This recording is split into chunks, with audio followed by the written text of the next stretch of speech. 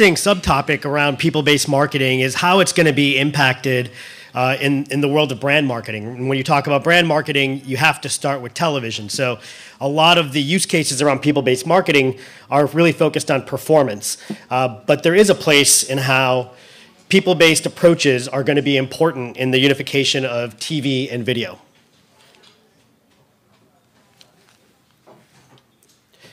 In today's world, this goes without saying that understanding who an audience is very difficult. There's such fragmentation of video and TV viewing happening across screens and across time shifting. Most people are using multiple devices while they are consuming something. So it's very difficult to figure out who is your actual audience at any one given time. Things such as ratings of TV shows or trying to measure ad exposure on TV, especially when you're thinking about ad exposure on TV as a proxy for what you might do in digital, is becoming increasingly challenging. To the point where the silos are reinforced by these differences, and those are some of the fundamental things that have to change if you are truly going to unite TV and video. So with that, I'll just give a quick introduction to Videoamp. We are an integrated TV operating system for advertising. And we've come up with this positioning because we have decided that we're going to build several applications that are very partner and client friendly in the fact that we are building everything with an API first approach. And what we're going to do is build several applications that have an impact around all of these different workflows that are between TV and digital. This has been covered a lot today. In the aspect of television, it does matter as well. So if you look at the digital domination, right, of a duopoly, we talked about Google being twice as big as Facebook, but together capturing about 99% of the growth. The other thing you have to look at is their market caps, their PE ratios, right? They're both trading around 25 to 27 times earnings. So as you grow into those market caps, where are the dollars going to come from? Right? It's not like Facebook is going to be able to take search money from Google. It's not like Google can create that much more search money, right? So they're going to figure out how to shift TV dollars into their ecosystem.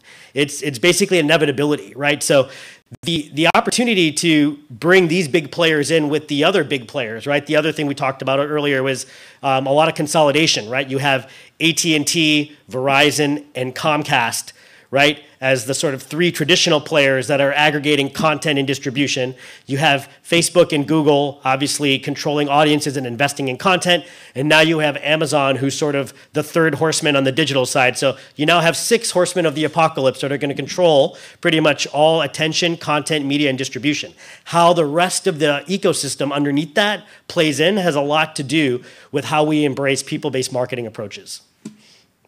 So the idea of an operating system is to create these clouds, if you will, that are all applications that are really important to how the industry proceeds, right? And this goes beyond ourselves as a company, but thinking about cross-screen first, you have to do that, right? If linear ratings continue to shift to OTT and other on-demand related sources, you got to think about how you sell to an audience and not just around shows. This is critical, right? Especially for the traditional publishing and TV programmer side, right? Their entire businesses are built against Nielsen ratings. If those ratings go down and they don't embrace cross-screen, what happens to their market caps? That's one reason why you're seeing all the consolidation.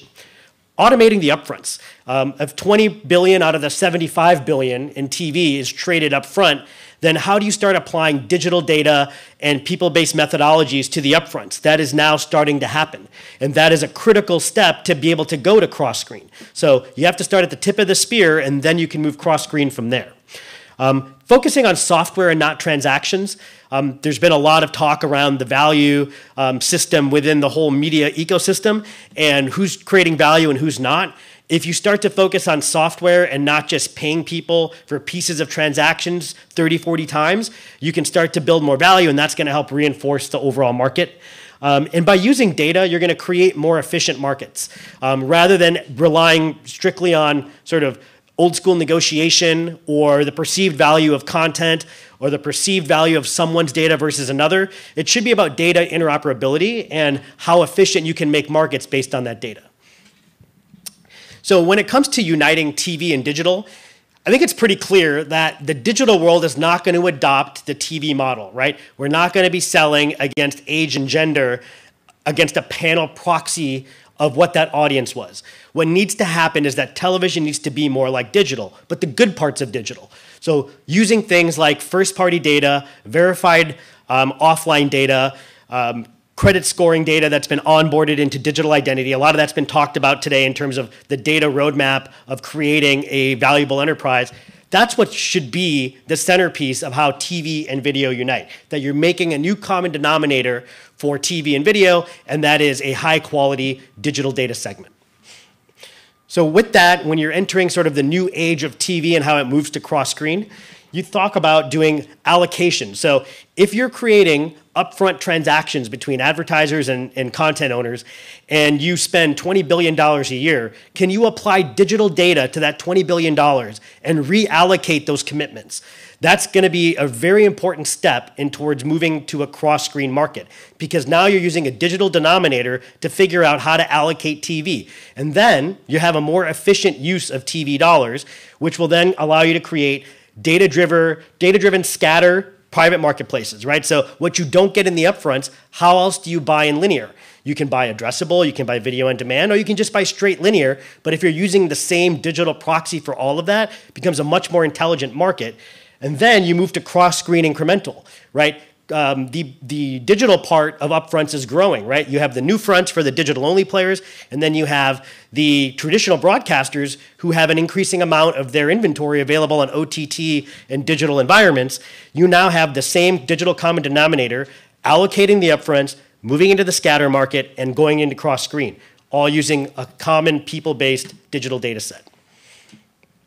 That then gives you all of these various types of transactions that can take place using sight, sound, and motion. And I think that is again, I'll leave it there because I think we're running short, but this is, I think, the fundamental way in which TV and video unite. You need to be able to solve for these problems. One company's not going to be able to do it. It's really got to be an industry-wide effort to maybe standardize on a common ID. The cable operators need to make their data more available to marketers. That data should be able to be onboarded for both targeting and attribution. So then we're using a common digital data set, we are measuring business outcomes, and we're creating a much more efficient market. That's sort of our quick synopsis on why digital people-based approaches should be used to unify TV and video and should be done using software and not focusing on transactions. Cool, thanks. All right. Jay, thank you. I don't know, anyone have any questions for Jay before we let him off the hook?